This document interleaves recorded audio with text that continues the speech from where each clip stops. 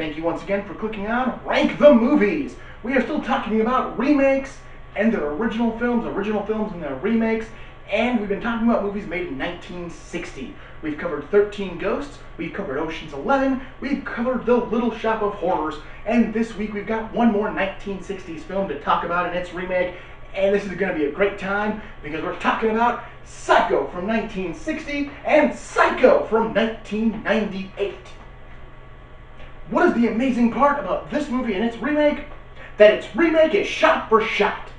Now, I've mentioned during the Ocean's 11 video that some of these movies are great and by themselves, and they don't really need to be remade. And you're not trying to improve on the element, you're not trying to top it, you're just trying to bring it into a modern setting and improve on it.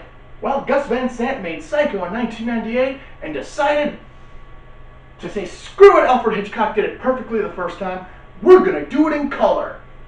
It's really it. It is a shot-for-shot remake. There is not a lot different in this movie.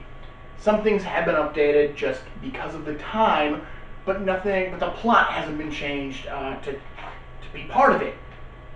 So we have Psycho, so I'm going to go over the plot of Psycho, but instead of going over both movies, because they are the same thing, there's no point of it. Psycho, Marion Crane steals a bunch of money from her boss and tries to escape to go be with her boyfriend Sam Loomis. Along the way, she stops at the Bates Motel during a rainstorm, where she is slaughtered in the shower by Norman Bates. Her sister and her boyfriend Sam Loomis and a detective begin looking for Marion and begin to think there's something wrong at the Bates Motel, especially with Norman's mother, who they have yet to meet. Well, they find out Norman's mother is dead, and Norman is actually... It is a very simple plot that really is easy to say, and it's a great movie. I love the 1960 version of Psycho, and spoiler alert, it's the better version. Just watch the original. But then in 1998, Gus Van Sant decided to remake the movie by casting Julianne Moore. He got Vince Vaughn as Norman Bates. That was the weird casting choice.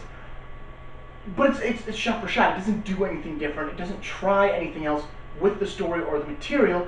It just goes, Hitchcock did it, and they just did that. It is a weird remake. It is what a remake shouldn't be. Because you should at least try to do something else with the material. Keep the guts of it. So there's the TV show Bates Motel, and if you've never seen it, check it out. It was on A&E. It ran for about 5 seasons. That's a good remake of the Psycho story because it at least tried to do something different with it. It tried to take it down to a more path and give you more character. Because if nothing else, in the modern age, we should have more character development in our movies. Gus Van Sant gave us no new character development because if it wasn't in the original script, he didn't talk about it. And also the big thing of this movie was watching Janet Leigh get axed a half an hour into the movie in the shower scene. But you don't have that same thing with Anne Heche. It was Anne Heche who did it in the 1998 remake. That same thing doesn't happen with Anne Heche because you know it's coming. Like if you know those big scares and big moments are coming, you can't recreate them in a remake because there's nothing there. You're not doing anything original. You're not gripping your audience like they did back in 1960. This is the worst idea for a remake ever. I mean, Barbed Wire is a bad movie. I'll admit, Barbed Wire is a bad movie, but at least, it's not a shot-for-shot remake. Seriously, there's no reason this movie should ever exist, and there's no reason to go out of your way to watch it. I've done it once, and I regret doing it, because I should have just watched the 1960 version. Would have saved me a lot of time and a lot of headache. So again, watch the 1960 version. It's a great movie. It is a classic for all the right reasons. Don't watch the Gus Van Sant shot-for-shot remake from 1998 unless you really can't stand black and white movies, in which case you're missing out on some gold movies. Because the only movie I've talked about in color so far is Ocean's 11. Don't forget to subscribe to the video, subscribe to the channel, like the video, drop me any comments you might have about what I said.